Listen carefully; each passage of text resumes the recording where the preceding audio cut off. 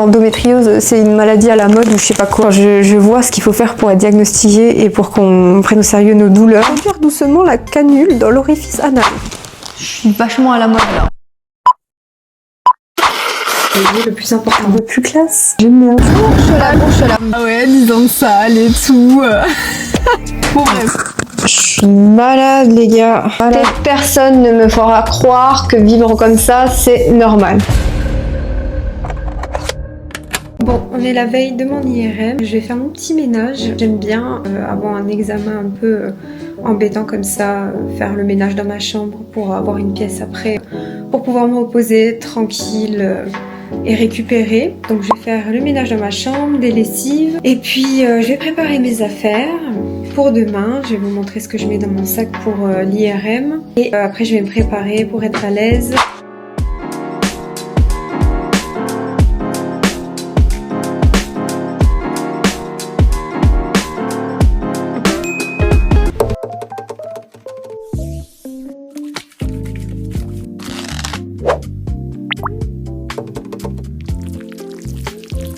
Là, c'est la partie où vous allez pas me suivre. Pour tout ce qui est examen, la crème dépilatoire, c'est mieux que le rasoir. Parce que après, vous allez avoir des petites irritations, etc. Et comme on est dans un hôpital et qu'il y a plein de trucs qui traînent, il vaut mieux pas s'ouvrir la peau. A few moments later. Allez, préparer les affaires et se coucher parce que je suis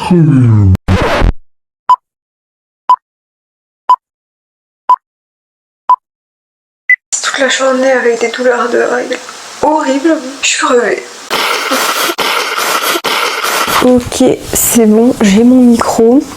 Du coup, je vous disais, je vais vous montrer ce que je prends dans mes affaires pour demain. Première chose, c'est les documents d'IRM. Donc, il y a un petit questionnaire à remplir. Et avec ça, l'ordonnance du médecin. Donc, très important. Moi, j'ai dû commander le... Comment ça s'appelle? Ah, le glucagène. Sauf qu'il fallait le conserver au frigo. Et moi, j'ai pas conservé au frigo. Allez, nickel. L'utilisateur peut conserver le glycagène kit jusqu'à 25 degrés pendant 18 mois. Si la date de péremption n'est pas dépassée, ne pas conserver. Et ils disent à conserver au réfrigérateur. Je comprends rien, moi. J'en sais rien. Bon, je vais aller regarder ça sur internet. Pour le gel, parce que après ça coule. Pour le retour, il faut prévoir. Du coup, j'ai pris les culottes de règles, des petites serviettes, des couches. J'ai acheté des couches parce que je me dis, franchement, si c'est chiant avec le gel que j'en mets partout et tout, je mettrai une couche directement. J'ai jamais fait de lavement, donc je sais pas du tout comment ça va se passer sur le trajet. Donc au cas où, j'en prends. Au cas où, on verra bien ce qui se passe. J'espère que j'aurai pas à les utiliser. J'ai intime. Je suis pas trop fan parce qu'il y a plein d'ingrédients chelous, mais je me dis au moins pour se nettoyer après avec le gel ça ira derrière pour être vraiment tranquille, basic fit jusqu'au bout, que je jetterai sûrement après, mais bon bref. Ça c'est un petit pansement girafe pour mon gros orteil, mais ça n'a rien à voir. Voilà, donc j'ai tous les examens, j'ai même les CD des examens. J'ai oublié la petite bassine au cas où je suis malade sur le retour avec le glucagène. Hein. Aussi des mouchoirs, très important. Punaise, j'ai oublié le plus important. Et papier. Donc prenez bien la carte vitale et la carte d'identité. Prenez bien vos papiers. Mais j'ai oublié le plus important. Je vais profiter pour faire mon petit sac pour les enfants. Il y a des galettes de riz, du miel et demain je prendrai une banane. Ce truc là, le lavement, comment est-ce qu'on procède? Parce que honnêtement, je sais pas comment je vais me débrouiller. Ils m'ont dit de le faire 2 heures avant. Franchement, ça me fait flipper. Hein. Je me dis à tous les coups, ça fait effet pendant que je conduis. Non mais laisse tomber, ma phobie. Il y en a, ils disent ouais, l'endométriose, c'est une maladie à la mode ou je sais pas quoi. Je vois ce qu'il faut faire pour être diagnostiqué et pour qu'on prenne au sérieux nos douleurs. Je peux vous dire qu'il y a plein d'autres façons d'être à la mode que de faire des lavements là. Franchement, quel enfer. Lors de l'administration du lavement, le sujet doit être en position couchée sur le côté gauche, genoux repliés devant lui, bras au repos. Je suis vachement à la mode là. Produire doucement la canule dans l'orifice anal. Bon, je ferai ça demain matin. Oh, waouh, j'ai tellement pas dormi, tellement pas. C'est dinguerie. Oh, je vais faire ce lavement. J'ai pas envie les gars. Ok, bon c'est bon, le plus difficile est passé. J'ai fait le lavement et c'était pas si terrible. On va se préparer très simplement parce qu'il conseille de même pas se maquiller. Quelle galère l'acné, quelle galère.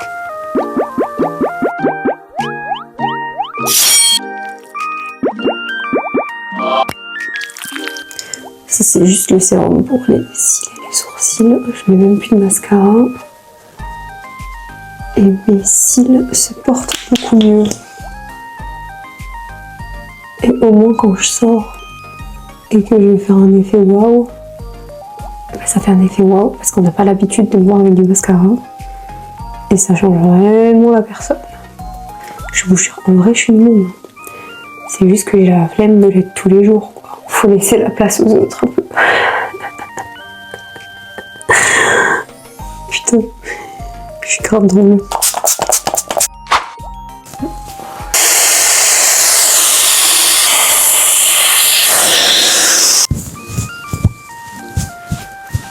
Un peu plus classe, j'aime bien. C'est bon. Bon, je vais regarder si j'ai tout dans mes affaires. Je vais prendre une tenue de rechange quand même au cas où, on sait jamais. Une banane dans mon frigo et puis on y va. J'espère que ça ira. Croisez les doigts pour moi. Et de toute façon, je reprends dans la voiture. Je la bourre et en plus j'ai dû déchirer la voiture. Mais bon, c'est parti, let's go. Putain, c'est immense. Je sais même pas où je suis. Faut que je trouve le parking maintenant. J'ai un rendez-vous pour imagerie médicale à l'hôpital. Tu sais sur quel parking je dois me garer pour aller à l'imagerie? Parce que c'est immense. Alors, l'hôpital d'un grand parking payant. Ah, je suis à côté de la maison de consultation là. Nickel. Franchement, j'ai fait au hasard, mais nickel. Bon, je vais y aller parce que j'ai envie d'aller aux toilettes et je sens que ça va mal se passer si je tarde trop. Bah, écoutez, je vous reprends si j'arrive à vous filmer juste pour vous montrer les pipettes et puis au retour pour vous expliquer comment ça s'est passé. Jusqu'à maintenant, ça va à peu près, donc c'est bientôt fini. Après ça, je serai tranquille. Est-ce que je vais retrouver ma caisse? Je ne sais pas. C'est quoi cette tronche là? On dirait que je suis verte. J'ai besoin d'aller au soleil, les gars. Petit retour à froid, à chaud, à tiède. J'ai pas eu les seringues. Les gars, moi j'étais prête pour les seringues. J'y ai pensé toute la nuit aux seringues. Ils ne les ont pas mis. On m'a dit non, on fait plus et tout le protocole là. Ou alors vraiment, faut voir un truc difficile à voir. Mais les gars, vous avez loupé déjà un fibrome de la taille d'un putain de citron. Faut mettre les seringues en fait, parce que je sais pas qu'est-ce que vous allez voir de plus.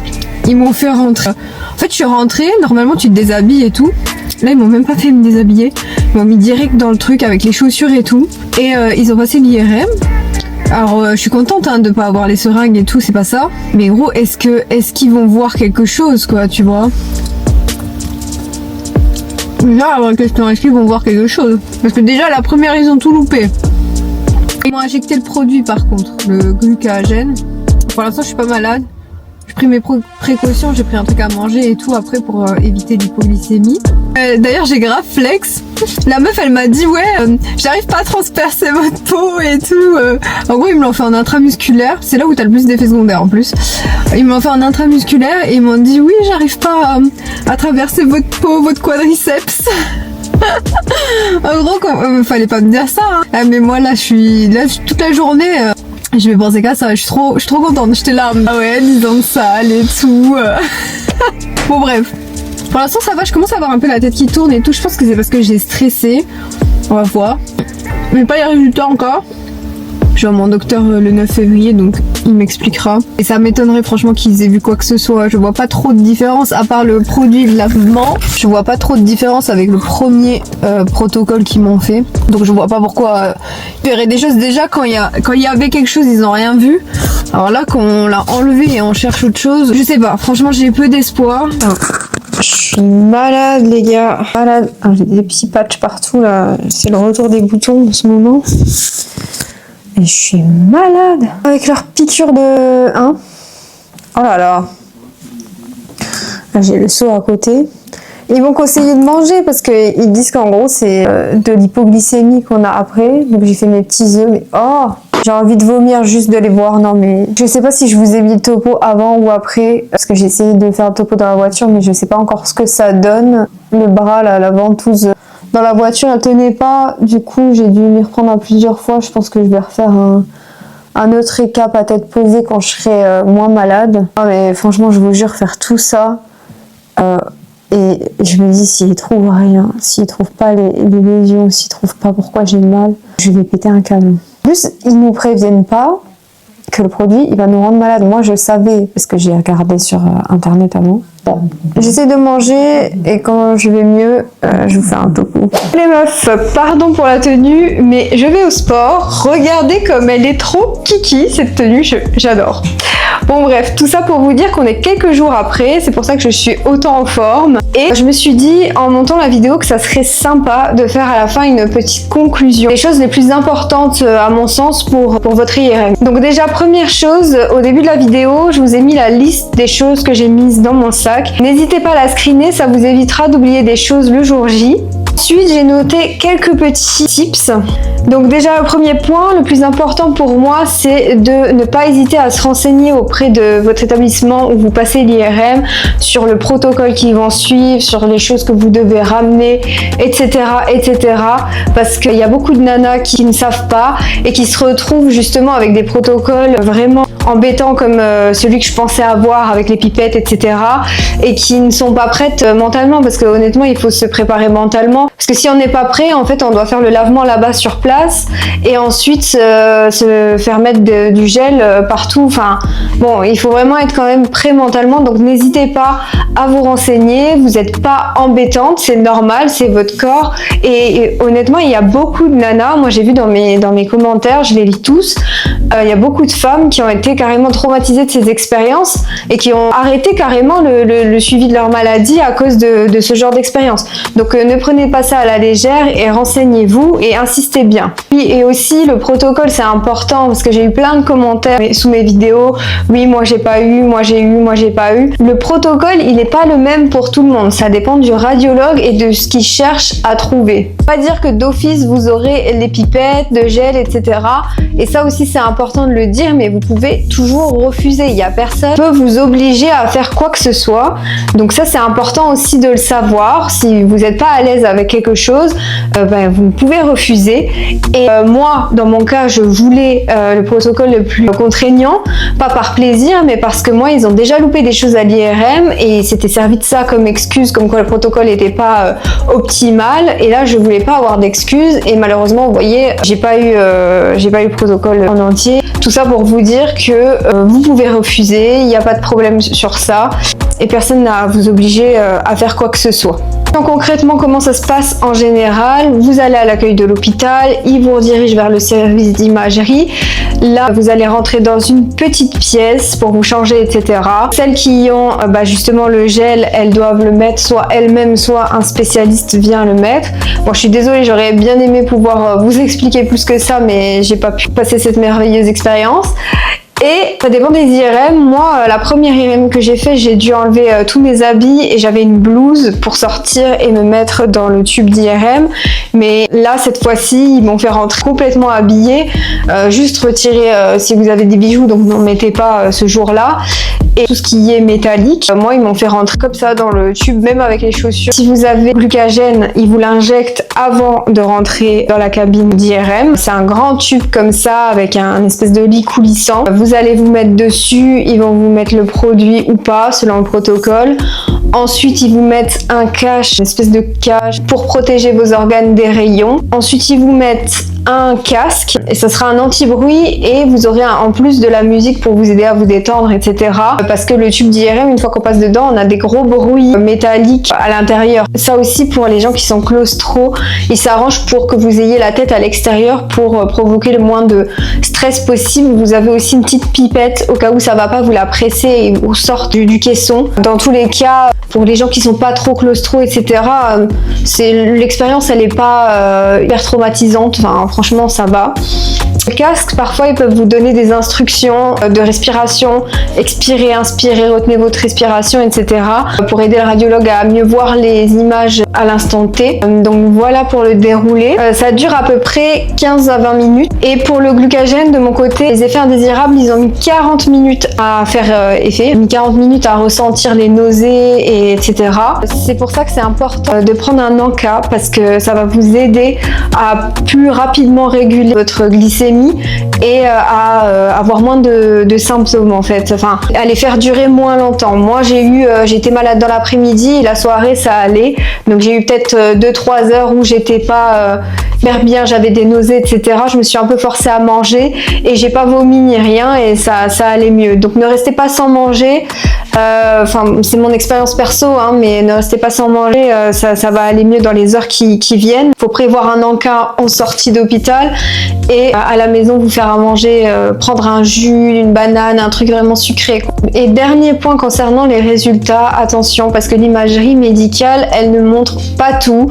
Certaines femmes, heureusement, entre guillemets, parce que ça veut dire qu'elles ont aussi des lésions importantes, on voit leurs lésions à l'imagerie et elles ont le diagnostic, mais pour d'autres femmes, c'est tout un parcours du combattant. L'imagerie ne voit rien. C'est beaucoup plus fréquent qu'on ne le pense. Mais c'est pas parce que l'imagerie ne voit rien qu'il n'y a rien. Écoutez vos symptômes, écoutez-vous. Vous n'êtes pas folle. Ça n'est pas normal d'avoir des douleurs chroniques. Ça n'est pas normal d'être handicapé pendant ces règles. Ça n'est pas normal d'avoir un corps fatigué, inflammé H24/24, d'avoir des symptômes qui en plus s'aggravent dans le temps. En tout cas, moi de mon côté, personne ne me fera croire que vivre comme ça c'est normal. Je vais vous donner un exemple concret, j'ai dû en parler plusieurs fois dans cette vidéo, mais lors de mes premières imageries, on est complètement passé à côté d'une tumeur bénigne qui était pourtant d'une taille conséquente. Et pendant un an, on m'a dit que j'avais rien, etc. Et pourtant, j'avais des douleurs atroces. J'ai vécu l'enfer pendant un an. Personne ne me croyait. 2 IRM, ils n'ont rien vu. Des échographies, des scanners. Et voyez, quand ils m'ont opéré, ils l'ont trouvé, ils l'ont retiré. Donc, croyez-vous, croyez vos symptômes et insistez jusqu'à ce qu'on vous soigne. Pour moi, c'est vraiment très important. Ceux qui vous croient pas et qui disent c'est une maladie à la mode, comme j'ai expliqué déjà aussi dans la vidéo, pour aller faire ce genre d'examen, il faut vraiment être un peu, entre guillemets, désespéré dans son malheur. Je dis pas ça de façon péjorative, mais je veux dire, on fait pas ça par plaisir. Ce sont des examens qui sont contraignants. C'est pas agréable d'y aller. Donc, les gens qui vous disent oui, c'est à la mode, c'est des gens qui ont tout simplement jamais connu vos douleurs et vos symptômes et qui sont à des années-lumière de savoir ce que c'est de vivre avec une maladie chronique au quotidien. Donc, écoutez-vous, écoutez aussi les femmes de votre communauté. Il y a que ces femmes qui sont passées par là qui pourront vous comprendre. Et surtout les filles, soyez solidaires entre vous. Déjà qu'on est dans un monde où c'est compliqué pour la femme de se faire écouter, de se faire entendre. Alors entre nous, on se doit d'être solidaires, de pas minimiser les symptômes de l'une de l'autre et d'être vraiment de s'accompagner dans ce combat qui est quand même rude de tous les cas. Moi, je vois mon médecin le 9 février. J'ai été fort déçue de cette IRM. Je ne sais pas ce qu'ils vont trouver sur le compte rendu. Je vais voir avec lui. Mais dans tous les cas, je continuerai à chercher s'il ne voit pas mes douleurs parce que, comme je l'ai dit, je trouve ça inacceptable de laisser vivre des gens avec des douleurs chroniques qui s'aggravent et qui sont invalidantes. Donc je vous tiens au courant. En attendant, je vous fais des bisous. Je vous rappelle que vous n'êtes pas seul. On est ensemble dans ce combat et à la prochaine.